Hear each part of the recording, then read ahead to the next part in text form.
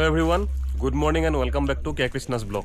আজি আমাৰ ডিমা হাছাও টুৰৰ দ্বিতীয় দিন আৰু আমাৰ বন্ধুবৰহতে দ্বিতীয় দিনটো আৰম্ভণি মিঠাইৰে কৰি আছে।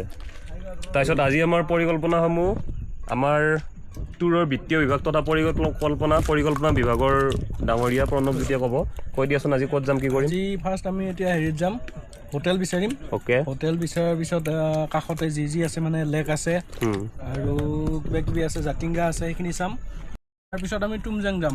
ওকে, তুমজাঙৰ পৰা আহি আমি জাতিংগা ফেষ্টিভেল চাম। এইখিনি আৰু আজি মানে আজিও আমি হাফলঙতে থাকিম। আল্টিমেটলি হাফলঙত এতিয়া আমি হোটেল বিচাৰিম। আৰু কালি থকা ব্যৱস্থাপনাখিনি আমাৰ এনেকুৱা আছিল, এইটো পৰিৱেশ ৰাতি ভালদৰে দেখুৱাব পৰা নাছিলোঁ।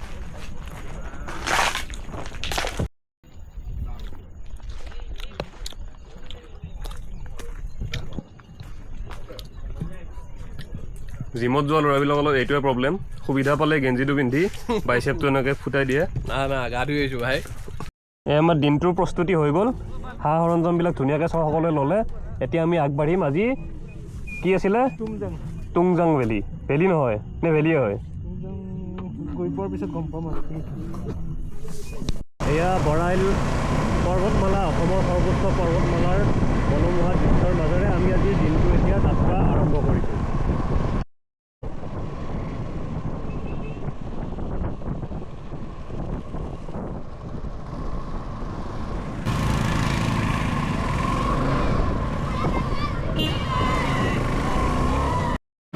এতিয়া হৈছে আমাৰ ব্ৰেকফাষ্টৰ সময় আৰু এয়া সিং আংকুলৰ কিটচেন বিচাৰি পাইছোঁ।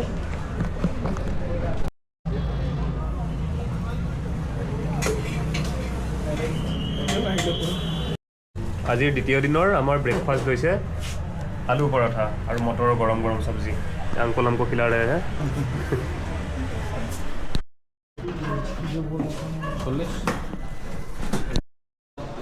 তো হোটেল তৃপ্তিত আমি এটা ৰুম বিচাৰি পালোঁ অৱশেষত আজিৰ কাৰণে। এইটো ৰুম নে দুটা ৰুম? আৰু এইটো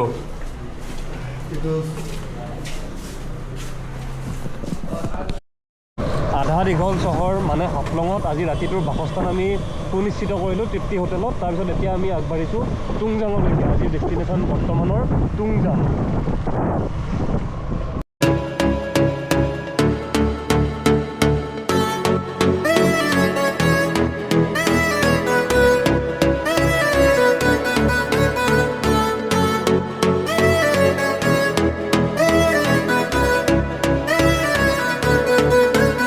এতিয়া আমি কালি যিটো ৰাস্তাৰে হাফলঙলৈকে আহিছিলোঁ সেইটোৰে আমি মানে উভতনি দিশত ঘূৰি আহিছোঁ। প্ৰায় 20 কিলোমিটাৰমান আহিছোঁ। কিমান কিলোমিটাৰ হ'ব বৰুৱা দা?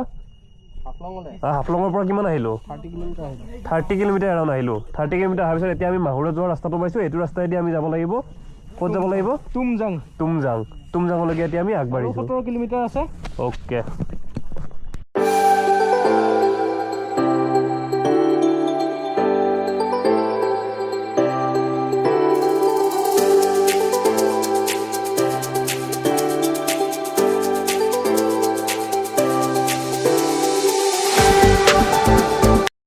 সময় এতিয়া দুপৰীয়া 2 বাজিছে আৰু আমি আহি পাইছোঁ এইটো পি লৈকুল নামৰ গাঁওখন আহি পাইছোঁ। ইয়াতে চিয়েলকাল পিক বা তুমজাং পিক আছে, তালৈকে আমি এতিয়া ট্ৰেকিং ষ্টাৰ্ট কৰিম। ইয়াৰ পৰা ইয়াতে আমি বাইক থ'লোঁ। বাইক থোৱাৰ পিছত এতিয়া আমি ট্ৰেকিং এতিয়া 2 বজাত আৰম্ভ কৰিম। চোৱা যাওক কিমান সময় লাগে তুমজাং পাওঁতে। ইয়াৰ পৰা তুমজাং ভিলেজলৈকে ইয়াৰ পৰা ডিষ্টেঞ্চ আছে 3 কিলোমিটাৰ। আৰু এতিয়া গোটেইখিনি লিখা আছে ৰুলছ ৰেগুলেশ্যনবিলাক। ৰেজিষ্ট্ৰেশ্যন ফিজ ₹100 দিব লাগিব তাত গৈ। বাকীখিনি আগলৈ গৈ আমি চাম। এতিয়া আমি তুমজাঙলৈকে যাবৰ কাৰণে এজন গাইড ল'লোঁ। এই দাদাজন আমাৰ গাইড হ'ব। এখেতৰ লগত যাম আমি। 700 টকা তেওঁক ঠিক কৰিলোঁ। এখেতে আমাৰ ৰাস্তা দেখুৱাই এতিয়া ধুনীয়াকৈ ওপৰলৈকে সেই পিকটোলৈকে আমাক লৈ যাব। এইফালৰ পৰা এনেকৈ ঘূৰি আহি ওপৰত उस पिक तक जाना पड़ेगा ना भैया? इस तरफ से घूम के आना पड़ेगा। मतलब ये स्कूल का पीछे से जो है ना वो उस तरफ ये रास्ते से जाके ये पहाड़ है ना। अच्छा, पहाड़ से पूरा वहाँ पे योगदान लेगा। हाँ। और फिर उठना पड़ेगा, ऊपर जाना पड़ेगा। हाँ। चलिए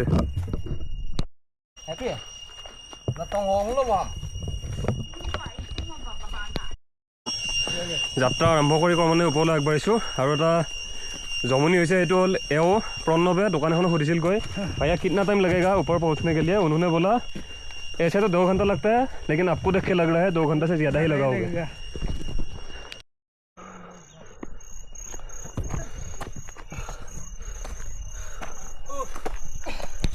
ক্ৰমান্বয়ে বিপদসংকুল ৰাস্তা আৰম্ভ হৈছে, এয়া চাব পাৰে আপোনালোকে।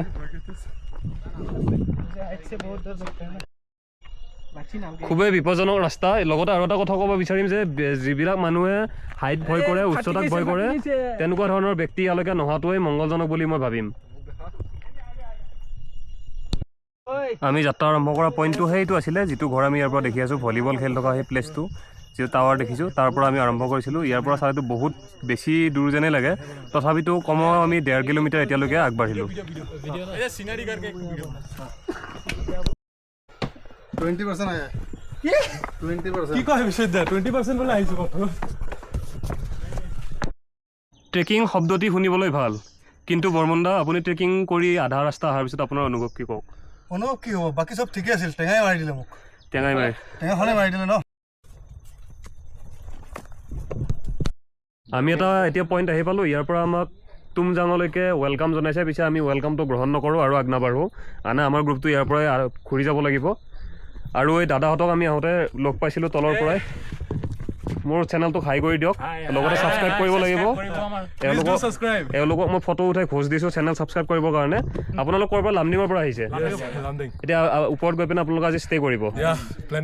লগ পাই ভাল লাগিলে আৰু মোৰ ভিডিঅ'বিলাক চাব বুলি আশা কৰিলোঁ। Okay, thank U.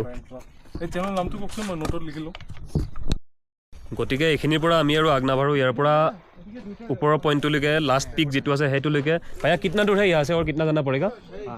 ऊपर मतलब टॉप में जो है ना, कितना दूर है अभी? 1 घंटा। तो और 1 घंटामान मिनिमाम लगे ट्रेक करने कारण। गति के आम प्लेनिंग तो एनेकुवा आम रिटार्न तार गई रिटार्न कर 7-8 राति बाजी जा। गति के और देरी नकरों, ये पॉइंटर पर यार धुनिया ভিউ पॉइंट पालो, आपलोक देखुवाम। ভিউ पॉइंट धुनिया यार पासी ऊपर हयतो एटु ভিউ पॉइंट और भालदरे पाम, কিন্তু তাত আমি ষ্টে কৰাকৈ নেক্সট টাইম আমি প্লেনিং কৰি প্ৰপাৰ প্লেনিং কৰি আহিম। গতিকে যিহেতু আমি আজি জাতিংগা ফেষ্টিভেল গৈ চাব লাগিব, জাতিংগা ফেষ্টিভেলটো আমি প্ৰায়ৰিটি বেচিছত ৰাখি ইয়াৰ পৰা আজি ৰিটাৰ্ণ হ'ম। কিন্তু আমি ৰিটাৰ্ণ এনেকৈ হৈ নাযাওঁ, আমি ইয়াতে এটা কাৰ্যসূচী হাতত লৈছোঁ। এইটো হৈছে আমি এটা ধুনীয়াকৈ মেগী বনাই খাম। আমাৰ বৰ্মনদা আমাৰ কাৰিকৰ হিচাপে এতিয়া এইটো মুহূৰ্তৰ কাৰণে আমি তেওঁক হেৰি কৰিছোঁ।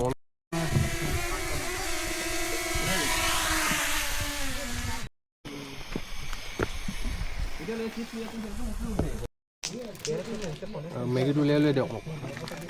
মেগী ভাল হ'ব লাগিব দেই, মজা। বহুত কষ্ট কৰি মেগী খাব আহিছোঁ ইমান ওপৰলৈ। চিন্তা নকৰ।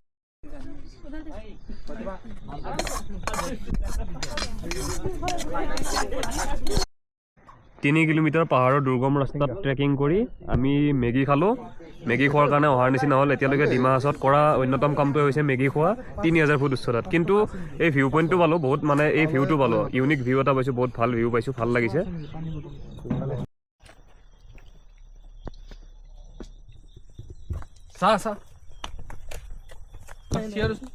থিয় হৈ চাই লওঁ একবাৰ, হয়তো মৰি যাব।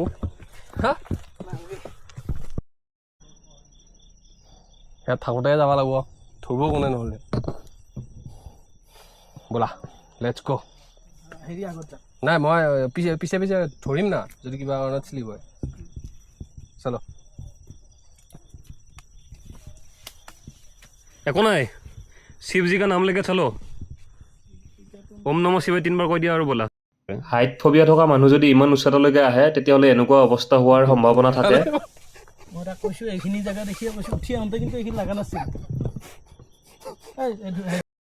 আৰু এনেকৈ ট্ৰেকিং আধাতে সামৰি আমি এতিয়া জাতিংগাৰ ফালে আগবাঢ়িছোঁ। এতিয়া গৈ আমি জাতিংগা ফেষ্টিভেল, তাত হৈ থকা মিউজিক ফেষ্টিভেল বা যি সংগীতানুষ্ঠান হৈ আছে সেয়া চাবলৈ যাম।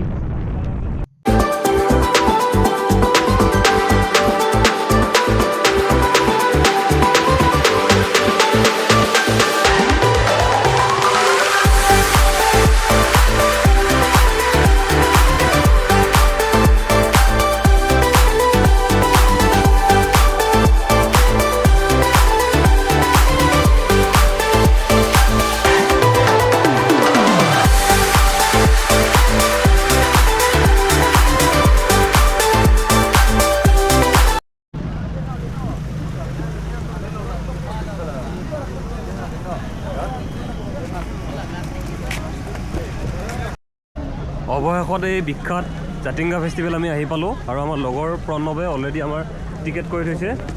এইটো হৈছে আমাৰ আজিৰ পাছ বা টিকেট। অৱশেষত আমি এতিয়া জাতিংগা ফেষ্টিভেলৰ মূল প্ৰৱেশদ্বাৰৰ পৰা আমি এতিয়া সোমাই আহিছোঁ, প্ৰৱেশ কৰিছোঁ এই পাছখন লৈ পেলাই।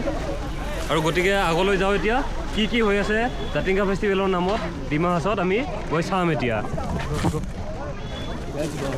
Let's go.